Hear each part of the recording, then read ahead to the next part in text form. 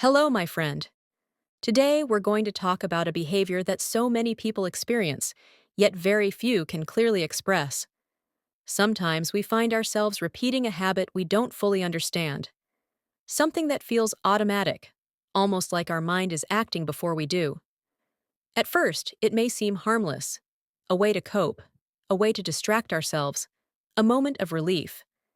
But over time, this behavior starts to repeat, again and again, until it becomes a part of our daily emotional cycle. And eventually, the question quietly appears in our mind: why do I keep doing this? If you've ever felt confused, frustrated, or even ashamed about a behavior you can't fully control, I want you to know something. You're not broken. You're not weak. You're not alone. What you're experiencing is not a personal flaw.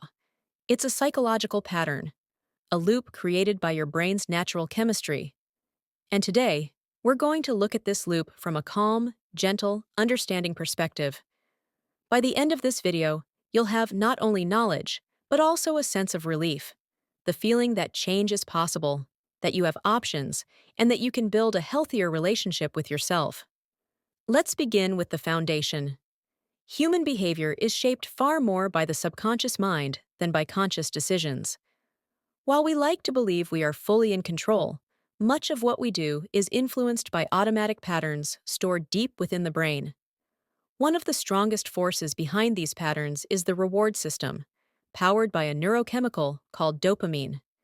Dopamine is not pleasure, it's anticipation, motivation, a spark that says, "This feels good, do it again." When a behavior gives even a momentary sense of relief, stress relief, distraction, comfort, escape, the brain marks it as useful. It stores that memory. It repeats it. Even if the behavior eventually makes us feel worse, the brain still clings to the momentary relief it once provided. This is how habits are born, not from desire, but from neurological reinforcement. In psychology, we call this the habit loop, and it has 3 steps: trigger, behavior, reward. A trigger can be anything: stress, loneliness, boredom, anxiety, emotional pressure, frustration, or even simple restlessness. When the trigger appears, the brain automatically activates the learned behavior. After the behavior comes the reward, a brief moment of ease or escape, and the brain says, "Perfect, this works, let's keep it." It's crucial to understand this.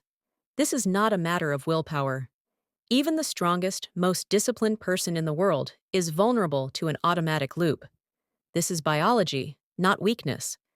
Many people don't realize this and end up blaming themselves, saying things like, "Why can't I stop? What's wrong with me? Why do I feel out of control?" But nothing is wrong with you. Your brain is simply doing what it has learned to do. Now let's talk about how this loop affects life. For some, it becomes a barrier to focus. For others, it creates guilt, anxiety, or a feeling of internal conflict. Some people feel emotionally drained after the behavior, as if they've lost a part of their energy.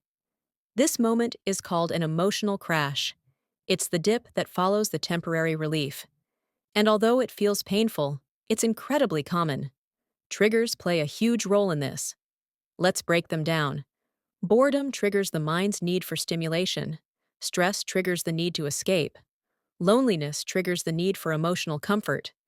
Anxiety triggers the need to self-soothe. Emotional intensity triggers the need to calm the nervous system.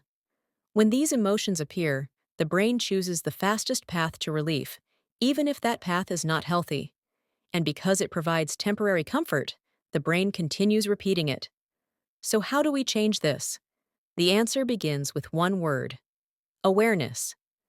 Awareness is the moment when you notice the behavior before it becomes automatic. It's the moment you pause and whisper to yourself, "What am I feeling right now?" This tiny moment of mindfulness may seem small, but it is powerful. It interrupts the loop. The second step is breaking the loop. In psychology, this is called pattern interruption. It means inserting a brief pause between the trigger and the behavior.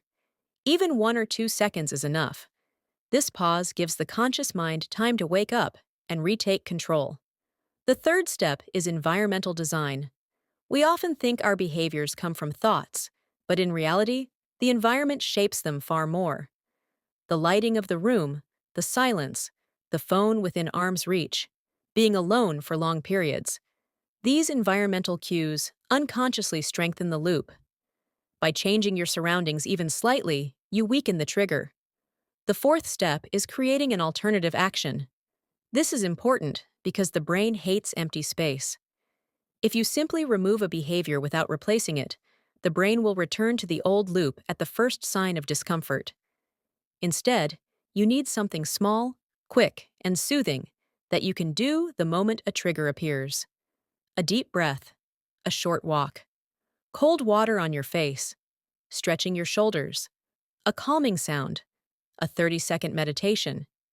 Even standing up and changing your posture can be enough. The fifth step is emotional processing. This means gently acknowledging what you feel instead of running from it. Ask yourself, what do I really need right now? Often the answer is not the behavior itself. Maybe you need rest, maybe comfort, maybe connection, maybe grounding, maybe a moment of silence. Identifying the emotional need takes away the behavior's power. Let's dig deeper now and explore a few scientifically supported techniques you can start using today.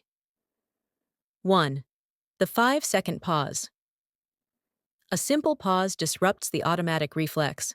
You notice the impulse, breathe, and hold yourself for 5 seconds before acting. This activates the prefrontal cortex, the part of the brain responsible for decision-making. 2. Stimulus control. This means adjusting your environment so the behavior becomes harder to access. Changing the room, removing objects, adjusting lighting, adding background music. All of these alter the cues that trigger the loop. 3. Micro-routines. Small routines practiced consistently for 21 days begin creating new neural pathways. These routines act as replacements for the old behavior and help rewire the brain. 4. Emotional awareness. Instead of fighting the feeling, you sit with it. You acknowledge it. This is anxiety. This is boredom. This is loneliness. Naming the emotion reduces its intensity by up to 40%. This is a proven psychological effect called affect labeling. These tools aren't about forcing yourself to change. They're about teaching your brain a new, gentler way to respond. And now, the most important part, self-compassion. Change is not a straight line. Some days you'll feel strong. Some days you'll slip back into old patterns. That doesn't mean you failed. It means you are human. Growth is not measured by perfection, but by awareness. By noticing the pattern sooner each time, by understanding yourself a little more, by being patient with your mind as it learns. What you're experiencing does not define you. It is not your identity. It is simply a habit your brain created in a moment of emotional need. And if the brain can learn something, it can also unlearn it. This is the beauty of neuroplasticity, the brain's ability to change, reshape, rebuild, and grow new pathways at any age. So I want you to remember this. You are capable of change. You are stronger than you think. And you deserve to live with calmness, freedom, and emotional clarity. This journey is not about being perfect. It's about being kinder to yourself, slowing down, understanding your triggers, and giving your mind the care it has always deserved. You are not alone. You are not lost. You are simply learning a new way of being. And step by step, breath by breath, you are becoming a calmer, more centered version of yourself.